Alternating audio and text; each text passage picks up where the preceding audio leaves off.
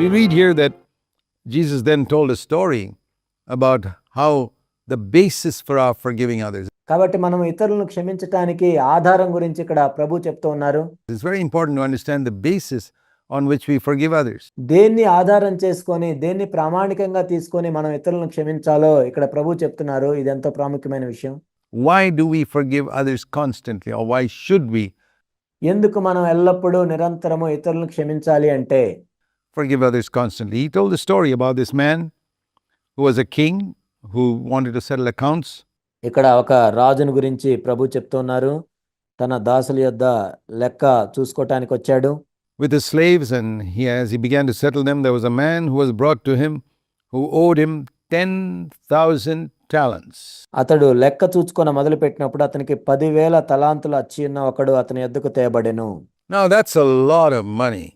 That's like 50 crores, or let's say 100 crores, 1,000 million rupees, maybe 1 billion rupees. అది ఎంతో ఎక్కువ డబ్బు. అది 50 కోట్లు కావచ్చు, 100 కోట్లు కావచ్చు, లేకపోతే కొన్ని వేల కోట్లు కూడా కావచ్చు. So here's a man who owes 1 billion rupees. ఇక్కడ ఒక వ్యక్తి 100 కోట్ల రూపాయల అప్పున్నాడు. And he didn't have any means to repay even 1 rupee. కనీసం 1 రూపాయి కూడా తిరిగి చెల్లించడానికి ఆయనకు అవకాశం లేదు. And the Lord commanded him to be sold along with his wife and children till he had made repayment for everything. అప్పు తీర్చుటకు వాని యొద్ద ఏమీ లేనందున వాని యజమానుడు వానిని, వాని భార్యను, పిల్లలను, వాని కలిగింది యావత్తును అమ్మి అప్పు తీర్చవాలని ఆజ్ఞాపించెను. To be sold to slavery. దాసత్వానికి అమ్మబడాలని ఆయన ఆజ్ఞాపించాడు. And the slave therefore fell down, maybe to be locked up in jail or whatever it is. Anyway, he was to be sold. కాబట్టి ఆ దాసుడిని చెరసాల్లో వేస్తారు, లేకపోతే ఎక్కడైనా పెడతారేమో. అయితే అతడు అమ్మివేయబడాలి. The slave therefore fell down and said, "Please have patience with me, I will repay you everything." కాబట్టి ఆ దాసుడు అతని ఎదుట సాగిలపడి మ్రొక్కి నా ఇళ్ళ ఓర్చుకొనుము, నీకు అంతయు చెల్లించునని చెప్పగా. First of all, it is a ridiculous statement. How in the world is he going to repay 1 billion rupees? మొట్టమొదటిగా ఇది మనం చూసినట్లయితే ఇది ఎంత హాస్యాస్పదమైన ప్రకటన. 100 కోట్ల రూపాయలు ఆయన ఎక్కడి నుంచి చెల్లిస్తాడు? When he doesn't have anything to pay right now, and he's a slave. ఆయన దగ్గర చెల్లించడానికి ఏమీ లేదు. ఆయన ఒక దాసుడిగా ఉన్నాడు. The lord of that slave felt compassion, released him, forgave him the debt. He says, "Okay, you're free." ఆ దాసుని యజమానుడు కనికరపడి వాన్ని విడిచిపెట్టి వాని అప్పు క్షమించెను. ఇప్పుడు నిన్ను వదిలిపెడుతున్నాను, వెళ్ళిపో అని చెప్పాడు. You don't have to be sold as a slave. You don't have to go to jail. నువ్వు ఒక దాసునిగా అమ్మివేయబడాల్సిన అవసరం లేదు. నువ్వు చెరసాల్లో వేయబడాల్సిన అవసరం లేదు. You're forgiven. Go home. Go be free with your family. నువ్వు క్షమించబడ్డావు, నీ ఇంటికి వెళ్ళి నీ భార్య పిల్లలతో ఉండమని చెప్పాడు. And that slave went out and found another fellow slave who owed him 100 denarii.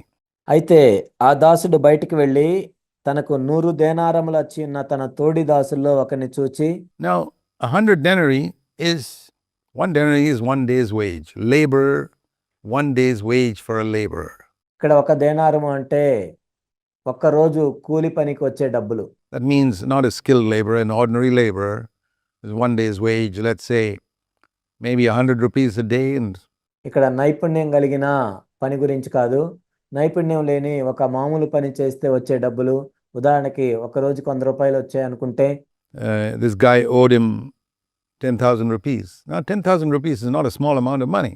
ఇక్కడ 10,000 రూపాయలు ఆ వ్యక్తి వచ్చి ఉన్నాడు. 10,000 అన్నా కానీ తక్కువేం కాదు. It's quite a bit of money. అవి కూడా ఎక్కువ డబ్బులే. 100 denarites for a laborer, it's 3 months' salary. పని చేసుకునే వాళ్ళకి 3 నెలల జీతం అది. 10,000 rupees. And he caught him by the throat and said, "Pay back my 10,000 bucks." 10,000 రూపాయలు వచ్చి ఉన్నాడు కాబట్టి అతని గొంతు పట్టుకొని నీవు నాకు ఇవ్వాల్సిన 10,000 తిరిగి చెల్లించమని అడిగాడు. The fellow slave said exactly the same thing. He fell down before the other slave and said, "Please have patience with me, I'll repay you." Exactly the same words he had spoken to the king.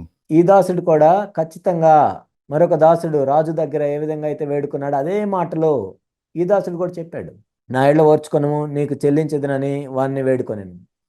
But this slave was unmerciful and he said, "No, I will not let you go. You got to pay up right now." కానీ ఈ దాసుడు కనికరం చూపించకుండా లేదు లేదు నువ్వు నాకు చెల్లించాల్సిందే అని ఒప్పుకోలేదు. If you don't have what you owe, he took him to court, got him convicted. ఆ విధంగా అతను ఒప్పుకోకుండా కోర్టుకు తీసుకువెళ్ళి అతనికి శిక్ష పడేటట్లు చేశాడు. And got him put into jail until you pay back everything that you owe. Verse 30. నీవు నాకు అచ్చిన్నది తిరిగి చెల్లించే వరకు కూడా నీవు ఈ చెరసాల్లోనే ఉంటావని చెప్పాడు. 30వ వచనం. Some of the other slaves heard about this and saw what happened. కాగా వాని తోడిదాసులు జరిగింది చూచి They were very grieved and they came to the Lord and said, you know what this guy did whom you forgave so much? మిక్కిలి దుఃఖపడి వచ్చి జరిగిందంతయు తమ యజమానికి వివరంగా తెలిపారు. ఆ దాసుడు ఏం చేశాడో తెలుసా?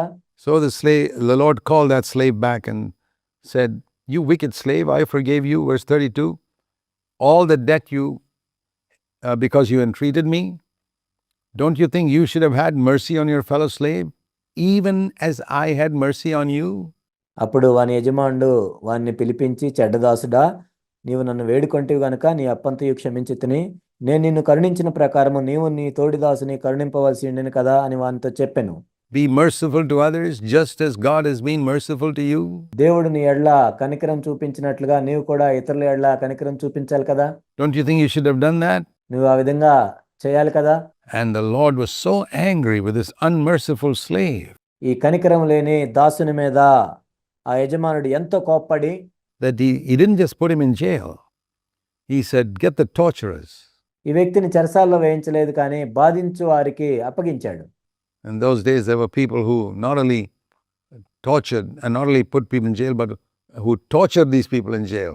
ఆ రోజుల్లో కేవలం చెరసాల్లో వేయించడం మాత్రమే కాదు, చెరసాల్లో వేయించిన తర్వాత బాధపరిచే వాళ్ళు కూడా ఉంటారు. So it was a double punishment until he repays that 1 billion rupees, which he'd never be able to repay. It's a lifetime in jail. అది రెండొంతుల శిక్ష. తాను చెల్లించవలసిన 100 కోట్ల రూపాయలు చెల్లించే వరకు కూడా ఆ శిక్షను అనుభవించాల్సిందే. అయితే అంత మొత్తాన్ని అతడు చెల్లించలేడు ఎప్పటికీ, తన జీవితకాలం అంతా కూడా. And then, what is the point of this story? కాబట్టి ఇక్కడ సారాంశం ఏంటంటే, Jesus said, so will my heavenly Father do to each of you who does not forgive his brother from his heart. కాబట్టి ఈ కథలోని సారాంశం ఏంటంటే, మీలో ప్రతి వాడును తన సహోదరుని హృదయపూర్వకంగా క్షమింపని ఎడ్ల నా పరలోకపు తండ్రి ఆ ప్రకారమే మీ ఎడ్ల చేయున నేను. So this is talking about a believer not forgiving another believer. ఒక విశ్వాసి మరొక విశ్వాసిని క్షమించలేకపోవటం గురించి చెప్తున్న సంగతి ఇది. Somebody who has done some wrong to you. ఎవరో నీ ఎడ్ల ఒక తప్పిదం చేశారు, You don't forgive him. ఆ వ్యక్తి నువ్వు క్షమించలేకపోతున్నావు. And not only just externally, but you don't forgive him from your heart. It doesn't matter what that crime is. బయటకు మాత్రమే క్షమించలేకపోవటం కాదు, నీ హృదయపూర్వకంగా కూడా క్షమించలేకపోతున్నావు. ఆ వ్యక్తి ఏం చేశాడన్నది కాదు ఇక్కడ, అది ఎంత ఘోరమైంది అన్నది కాదు. It is still less than 1,000th of what you have done to God.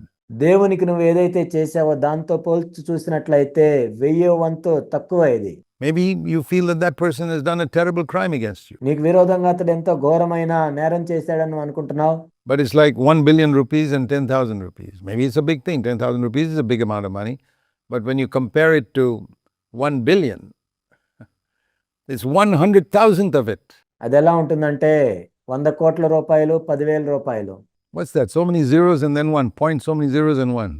బహుశా అది పెద్దదే అయి ఉండొచ్చు. 10,000 రూపాయలు కూడా పెద్ద మొత్తమే. That means what we owe to God is 100,000 times what anybody in the world can owe to us. దీని అర్థం ఏంటంటే, దేవునికి మనం ఏదైతే అచ్చిన్నామో ఇతరులు మనకు అచ్చిన దాంతో పోలిస్తే దేవునికి అచ్చిన్నది ఎంతో ఎంతో ఎక్కువ. So why can't you forgive? That's the point. ఇక్కడ ప్రశ్న ఏంటంటే, మరి నువ్వెందుకు క్షమించలేవు? And that's the point of the parable. And who are these torturers in the spiritual terms? They are the demons. ఈ ఉపమానంలోని భావం అది. అయితే ఇందులో ఉన్న బాధించువారు అంటే ఎవరు? దయ్యములు. This means that God can actually allow demons to torture believers. దీని అర్థం ఏంటంటే, దేవుడు విశ్వాసుల్ని బాధించినట్లుగా దయ్యములను అనుమతిస్తాడు. Because of an unforgiving spirit they have towards others.